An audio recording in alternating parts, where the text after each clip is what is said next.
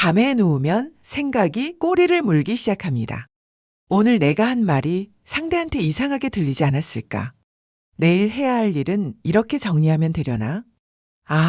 3년 전에 그때 왜 그렇게 말했을까? 하나를 생각하면 10개가 튀어나오고 10개를 정리하면 또 다른 20개가 밀려옵니다. 주변에서는 이렇게 말하죠. 너는 생각이 너무 많아. 좀 단순하게 살아. 그 말을 들으면 또 생각합니다. 진짜 내가 생각이 너무 많은 건가? 이것도 문제인 건가? 그 말이 위로가 될 때도 있지만 대부분은 그렇지 않습니다. 단순하게 살 수 있으면 나도 그러고 싶습니다. 생각을 끄는 스위치가 있다면 진작에 눌렀을 겁니다. 그런데 안 되니까 괴로운 거잖아요. 그래서 오늘 결론부터 말씀드리겠습니다. 당신에게 문제가 있는 게 아닙니다. 당신의 뇌가 남들과 다른 방식으로 작동하고 있는 겁니다. 그리고 그 방식은 결함이 아니라 대부분의 사람들이 갖지 못한 능력입니다. 오늘은 왜 생각이 많은 것이 당신의 뇌가 고성능이라는 증거인지 심리학과 뇌과학으로 파헤쳐 보겠습니다. 그리고 마지막에는 그 고성능 뇌를 지치지 않게 운용하는 구체적인 방법까지 알려드리겠습니다. 먼저 비유를 하나 드릴게요. 대부분의 사람들의 뇌가 싱글 코어 프로세서라면 당신의 뇌는 듀얼 코어 프로세서입니다. 싱글 코어는 한 번에 하나의 작업만 처리합니다. 지금 눈앞에 있는 일만 보고 끝나면 다음으로 넘어가죠. 반면 듀얼 코어는 동시에 여러 작업을 병렬로 돌립니다. 한쪽에서는 지금 이 순간을 처리하면서 다른 쪽에서는 과거를 분석하고 미래를 시뮬레이션합니다. 처리 능력이 압도적인 대신 발열이 심합니다. 펜이 빠르게 돌아가는 노트북처럼 뇌가 쉬지 않고 과열되는 거예요. 당신이 밤에 잠이 안 오는 건 고장이 아닙니다. 프로세서가 아직 작업을 끝내지 못한 겁니다. 당신이 유독 피곤한 것도 같은 이유예요. 같은 하루를 보내도 싱글 코어는 처리할 양이 적어서 저녁에 여유가 남지만 듀얼 코어는 남들 눈에 보이지 않는 연산을 하루 종일 돌리고 있었기 때문에 퇴근하면 이미 방전 상태입니다. 게으른 게 아니라 보이지 않는 곳에서 남들보다 2배로 일한 겁니다. 이 듀얼 코어 뇌를 가진 사람에게는 5가지 특성이 나타납니다. 첫 번째, 대화 뒤에 복귀 모드가 자동으로 실행됩니다. 사람을 만나고 집에 오면 대화가 머릿속에서 다시 재생됩니다. 내가 그 말을 그렇게 했어야 했나? 상대가 표정이 살짝 굳었는데 혹시 기분이 나빴던 건 아닐까? 대부분의 사람들은 만남이 끝나면 끝입니다. 그런데 당신의 뇌는 녹화된 영상을 되감기하면서 편집 작업에 들어가요. 이건 불안 때문이 아닙니다. 캐나다 요크 대학교의 연구에 따르면 반주 성향이 높은 사람들은 사회적 상황을 더 정교하게 분석하는 능력이 있으며 이로 인해 장기적으로 대인관계의 질이 높아지는 경향이 나타났습니다. 당신의 복귀 모드는 관계를 망치는 게 아니라 관계를 정밀하게 튜닝하고 있는 겁니다. 두 번째, 아직 일어나지 않은 일을 시뮬레이션합니다. 면접 전날, 중요한 미팅 전날, 심지어 친구와의 약속 전날에도 당신의 뇌는 가능한 시나리오를 돌리기 시작합니다.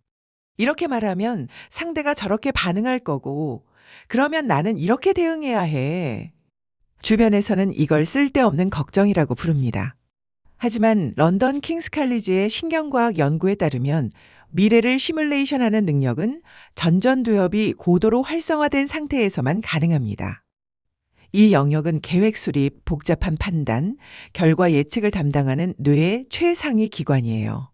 당신의 쓸데없는 걱정은 사실 뇌의 고급 연산 장치가 풀가동되고 있다는 신호입니다. 세 번째, 감정의 해상도가 비정상적으로 높습니다. 보통 사람이 슬프다와 기쁘다 정도로 감정을 구분한다면 당신은 서운하다, 아쉽다, 허무하다, 씁쓸하다를 전부 다른 감정으로 인식합니다. 영화 한 편을 보고도 남들은 재밌었어. 한마디로 끝내는데 당신은 중반부에 주인공이 뒤돌아설 때 그 표정이 계속 떠올라 같은 말을 합니다. 심리학자 엘레인 아론은 인구의 약 15에서 20%가 이러한 감각 처리 민감성을 타고난다고 발표했습니다. 이 사람들의 뇌는 동일한 자극을 받아도 더 깊이 처리합니다. 감정의 해상도가 높다는 건 세상을 더 풍부하게 경험하고 있다는 뜻입니다. 이건 예민한 게 아니라 정밀한 겁니다. 네 번째, 혼자만의 시간이 반드시 필요합니다. 듀얼코어 프로세서는 발열이 심하다고 했죠? 발열이 심한 장비에는 쿨링 타임이 필수입니다. 당신이 사람을 만나고 나면 혼자만의 시간이 절실하게 필요한 이유가 바로 이겁니다. 뇌가 과열 상태에서 냉각 시간을 요구하는 거예요. 이건 내향적이라서가 아닙니다. 환경 심리학에서는 이런 행동을 자발적 회복 환경 구축이라고 부릅니다.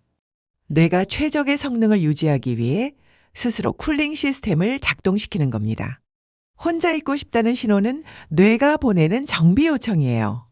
다섯 번째, 결정을 내리는데 시간이 오래 걸립니다. 메뉴판 앞에서 고민하고 물건 하나 사는데도 리뷰를 10개씩 읽습니다. 주변에서는 그냥 아무거나 골라 하고 말하지만 당신의 뇌는 아무거나를 허용하지 않습니다. 왜냐하면 선택지마다 가능한 결과를 전부 시뮬레이션 하기 때문이에요. A를 고르면 이런 일이 생기고 B를 고르면 저런 일이 생기고 그 결과가 또 다른 변수를 만들어내고 이걸 심리학에서는 극대화 성향이라고 부르는데 연구에 따르면 이 성향이 높은 사람들은 최종적으로 더 나은 선택을 하는 경향이 있습니다. 다만 선택의 과정이 고통스러운 거죠. 오래 걸리는 건 능력이 부족해서가 아니라 처리하는 변수의 수가 남들보다 압도적으로 많기 때문입니다. 여기까지가 듀얼코어 뇌의 특성입니다. 그런데 문제가 하나 있습니다. 성능이 아무리 좋아도 냉각이 안 되면 과열로 시스템이 다운됩니다. 생각이 많은 사람이 번아웃에 빠지거나 불안장애로 이어지는 경우가 있는 이유가 바로 이 쿨링 시스템의 부재 때문이에요. 그래서 지금부터 알려드리는 5가지 방법이 중요합니다. 이건 생각을 줄이는 방법이 아닙니다. 고성능 뇌가 오래 작동할 수 있도록 냉각 시스템을 설치하는 방법입니다. 첫 번째 방법. 생각을 머릿속에서 꺼내세요. 밤에 잠이 안 올 때 머리맡에 메모지를 두고 떠오르는 생각을 전부 적으세요. 문장이 아니어도 됩니다. 단어도 괜찮고 화살표도 괜찮습니다. 이게 효과가 있는 이유는 뇌과학적으로 명확합니다. 뇌는 미완료된 작업을 계속 붙잡고 있으려는 성질이 있어요. 심리학에서 자이가르닉 효과라고 부르는 현상인데 할 일을 종이에 적는 것만으로도 뇌는 이건 외부 저장소에 백업됐으니 이제 놓아도 돼 하고 처리를 멈춥니다. 생각을 멈추는 게 아니라 뇌에게 멈춰도 된다는 신호를 보내는 겁니다. 두 번째 방법. 생각의 종료 시간을 설정하세요. 타이머를 15분으로 맞추고 그 시간 동안 마음껏 걱정하세요. 15분이 끝나면 강제 종료합니다. 이건 억지로 생각을 누르는 게 아닙니다. 뇌에게 너는 15분 동안 충분히 작업했어. 이제 저장하고 종료해야 하는 명령을 주는 거예요. 처음에는 잘 안 됩니다. 하지만 반복하면 뇌가 이 패턴을 학습합니다. 신경 가소성에 의해 생각의 작업 시간을 자동으로 제한하는 새로운 회로가 만들어지는 거죠. 세 번째 방법. 몸을 먼저 움직이세요. 생각이 폭주할 때 가장 빠른 쿨링 방법은 신체 활동입니다. 하버드 의대 존 레이티 교수 연구에 따르면 20분의 유산소 운동이 뇌의 과잉 활성화를 현저하게 낮춥니다. 운동할 때 뇌는 신체 제어에 자원을 돌려야 하기 때문에 생각 프로세서의 점유율이 강제로 낮아지는 거예요. 복잡한 운동이 아니어도 됩니다. 10분 걷기만으로도 효과가 있습니다. 네 번째 방법. 감각 입력을 단일 채널로 고정하세요. 생각이 멈추지 않을 때 눈을 감고 하나의 감각에만 집중해 보세요. 숨을 쉴 때 코끝에 닿는 공기의 온도, 발바닥이 바닥에 닿는 압력, 시계 초침 소리. 뇌의 주의력은 제로섬입니다. 하나의 감각의 대역폭을 전부 할당하면 생각 프로세서에 남는 자원이 없어져요. 이것이 마인드풀니스의 원리입니다. 명상이라고 하면 거창하게 들리지만 본질은 단순합니다. 뇌의 처리 자원을 감각 하나에 몰아주는 것. 그게 전부예요. 다섯 번째 방법. 생각을 분류하는 습관을 만드세요. 떠오르는 생각을 3가지로 나누세요. 지금 행동할 수 있는 것, 나중에 행동할 수 있는 것, 행동할 수 없는 것. 첫 번째는 즉시 실행합니다. 두 번째는 날짜를 정해서 메모합니다. 세 번째는 의식적으로 놓습니다. 이 분류를 반복하면 뇌가 자동으로 생각의 우선순위를 매기기 시작합니다. 모든 작업을 동시에 돌리던 프로세서가 작업 스케줄러를 갖게 되는 거예요. 과열이 줄고 효율이 올라갑니다. 마지막으로 이것만 기억해 주세요. 당신의 생각이 많은 건 뇌가 느려서가 아니라 빠르기 때문입니다.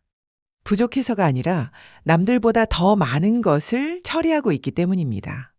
세상이 단순하게 살라고 말할 때 당신의 뇌는 단순함을 허용하지 않습니다. 그건 결함이 아니라 사양입니다. 오늘 밤 또 생각이 멈추지 않는다면 스스로를 탓하는 대신 이렇게 말해 보세요. 아, 오늘도 프로세서가 열심히 돌아가고 있구나. 냉각 좀 시켜줘야겠다. 그 한마디가 자책을 자기 이해로 바꾸는 첫 번째 전환이 될 겁니다. 지금까지 당신은 자신의 뇌를 오해하고 있었을 수 있습니다. 생각이 많은 걸 약점이라고 믿어왔을 수도 있어요. 하지만 오늘 이후로는 알게 될 겁니다. 그건 약점이 아니라 당신만의 운영체제였다는 걸. 그리고 그 운영체제를 제대로 다루는 법을 아는 순간 당신의 뇌는 짐이 아니라 가장 강력한 도구가 됩니다. 혹시 여러분도 밤에 생각이 꼬리를 무는 경험 자주 하시나요? 잠들기 전에 머릿속을 가장 많이 차지하는 생각이 뭔지 댓글로 남겨주세요. 그 한 줄이 같은 뇌를 가진 누군가에게 나만 이런 게 아니었구나 하는 안도가 될 겁니다. 이런 이야기가 도움이 되셨다면 구독과 좋아요 부탁드립니다. 당신의 뇌는 지금 이 순간에도 누군가보다 더 깊이, 더 넓게, 더 정밀하게 세상을 읽고 있습니다. 그 능력을 꺼뜨리지 마세요. 대신 잘 시켜가면서 쓰세요.